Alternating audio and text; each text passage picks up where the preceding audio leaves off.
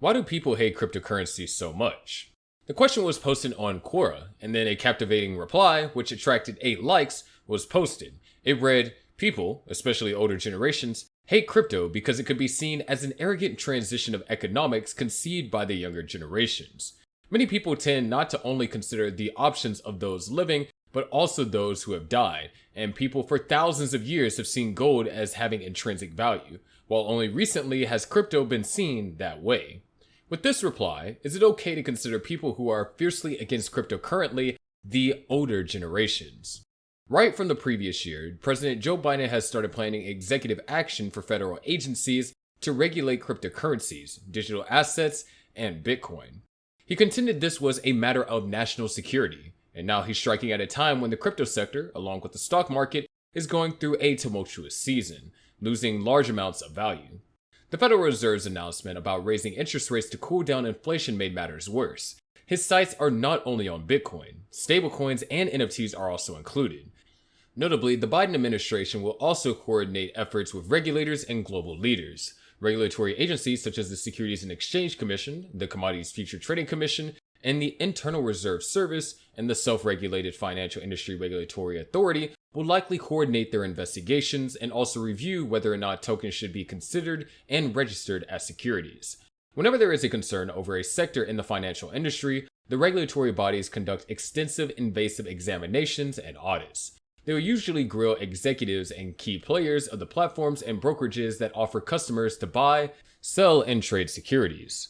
While Bitcoin and other coins are not yet considered securities, the regulators will likely dig into finding out if there are instances of money laundering, pump and dump schemes, suspicious business practices, wash sales, and market manipulation. They are in search of loopholes, and according to some, this would be a complete game changer if Biden's administration goes full throttle on this matter. The reason for the seemingly sudden interest by the Biden on cryptocurrencies seems to be due all to the money sloshing around in the crypto space. According to reports, Biden's multi-trillion-dollar infrastructure and other plans are creating a huge amount of debt for the country. The digital asset world is now too big to fail, but it's not too big to extract a lot of money from it. Recently, the chairman of the House of Financial Services Committee, Patrick McHenry, accused the Biden administration of attempting to stifle the growth of the digital asset industry in the United States through its proposed crypto tax regulations. McHenry's statements reflected concerns over the lack of clarity in the latest proposal and called for more precise regulations to be put in place. The Biden administration's proposal, which aims to establish reporting requirements for digital assets, has become a subject of intense debate. This is why Chairman McHenry joined the chorus of voices expressing skepticism and dissatisfaction with the current state of the proposal. Furthermore, in his statement, McHenry categorically labeled the proposal as an ongoing attack on digital asset ecosystem. He asserted that the recent Infrastructure Investment and Jobs Act, a major piece of legislation that received bipartisan support, requires a clear and focused set of rules for digital assets. Chairman McHenry went on to call for an end to what he perceives as the Biden administration's attempts to kill the digital asset ecosystem in the United States, urging collaboration between the executive branch and Congress to establish unambiguous guidelines for the industry. He emphasized that this move will allow it to thrive while ensuring compliance and accountability. Let's call McHenry's statements a clarion call to his colleagues in Congress, as well as to the broader digital asset community. It's an alarm to come together and find common ground in crafting regulations that both facilitate innovation and safeguard against the misuse of digital assets. The debate underscored the challenges of striking a balance between technological advancement and regulatory control. As the digital asset industry continues to evolve, it remains to be seen how this debate will unfold. Also, the proposed challenges to the federal tax system were addressed. For Biden, this means that getting rid of loopholes that crypto traders and hedge fund general partners have exploited. Biden's decision to portray reforms to the taxation of crypto trading as pro-American workers is revealing. This development also resonates with his previous comments on how crypto brings little benefit to the broader economy. However, Biden did not elaborate on what changes would be in order or what the loopholes were. However, unlike traditional equities, the crypto loopholes allow traders to sell and repurchase cryptocurrency quickly without facing higher tax rates. Though he was unclear, Biden is likely to bring it in line with other securities. Perhaps President Biden can be classified among the older generations who dislikes cryptocurrencies to the bone. Our biggest fear is whether the regulatory control stems from sincerity for a stable digital economy or pure hatred for crypto in general. Meanwhile, Biden is not alone in these regulatory moves. The SEC chair Gary Gensler is touted as a device used to bring Biden's wishes to fruition. He is vehemently attached to decisions revolving around strict regulations and lawsuits against certain exchanges. Gensler seems to be very unlikable as he's been dragged on Reddit. Some of the responses to the actions of Gensler were quite scary.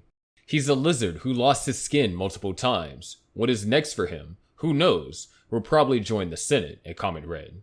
A more vicious response read, he began as a crypto advocate literally teaching MIT courses on blockchain, and now he has a big hard-on against it, bought and sold. He approved the futures ETF, but hasn't done a spot ETF. That makes absolutely no sense if you're looking out for investors. He has obfuscated all the important questions. He has ignored calls from the industry for clarity. Even judges now are calling his actions vague and capricious. He cozied up with FTX and SBF while purporting investor protection as being his job. TLDR, he's a snake.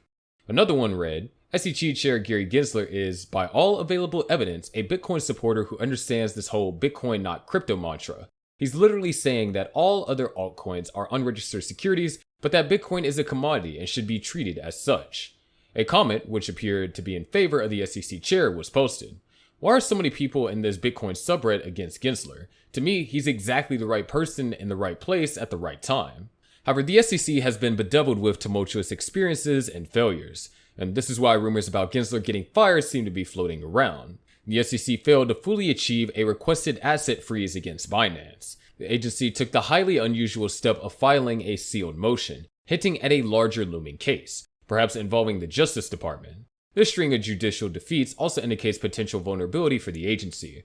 Regulated entities may perceive decreasing risk associated with challenging the SEC's authority and interpretations. Its reputation is at stake. So far, President Biden and his Treasury Secretary Janet Yellen have been very supportive of the SEC's direction under his watch. Despite widespread anger over his tenure, it's unlikely that Gary Gensler will get the sack on Biden's watch.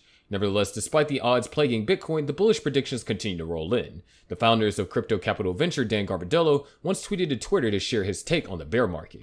He believes that, unlike many people say, the state the crypto market is currently in is not worse than one seen by the crypto community before that. He shared a chart hinting that the flagship cryptocurrency Bitcoin might be on track to rise. He said 6-month Bitcoin candles, on track, zoom out.